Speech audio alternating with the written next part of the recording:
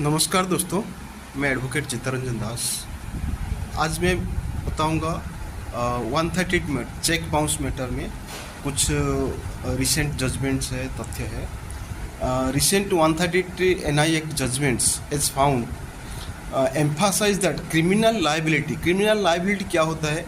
Suppose कोई किसी को चेक देता है 1 लाख का, 50 लाख का, 1 करोड़ का, कोई भी चेक देता है, जो चेक साइन करने वाला जिसने चेक दिया है उसका लाइबिलिटी बनता है, ये क्रिमिनल लाइबिलिटी होता है। Is strictly personal.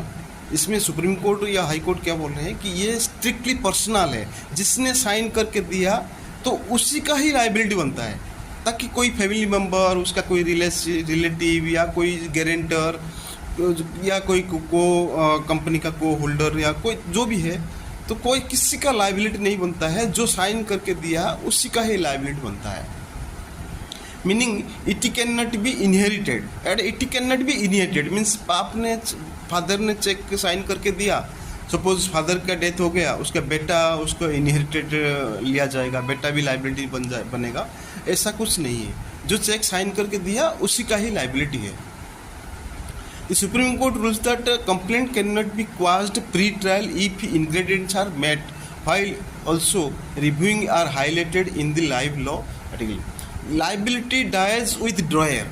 Calcutta high court उसमें क्या बोल रहा है, रूल दैट क्रिमिनल लाइबिलिटी जो है under section 438 can not be inherited. कोई इनहेरिटेड हो नहीं हो सकता है। जिसने साइन करके दिया, बाप ने साइन करके दिया, बाप पेमेंट करेगा, बेटा को कोई लाइबिलिटी नहीं है, अदर किसी को लाइबिलिटी नहीं है। Blank cheque liability, apex court supreme court ने क्या बोला, clarified that signing a blank cheque and handling it over makes the drawer liable. अगर आपने किसी को साइन करके एक चेक दे रहे हो तो इसका मतलब आपका लाइबिलिटी है, इसीलिए आप चेक दे रहे हो।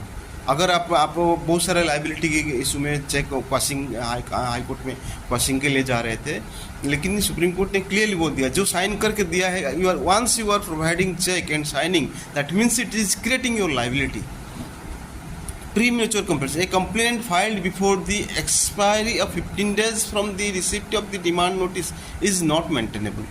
सुप्रीम कोर्ट ने क्या बोला कि अगर आपने डिमांड नोटिस दिया 15 दिन के बाद, तो आपने demand notice from the receipt expire हो गया, आपने कंप्लेंट फाइल नहीं कर पाया, तो इसका मतलब आपका लाइबिलिटी नहीं बनता है। Service of notice, the Bombay high court rule that if A notice is return with remarks like refused, not available in house, that means house locked, service is presumed, that means service हुआ है, ऐसा समझा जाएगा। Third party procedure, the Kerala high court third party can not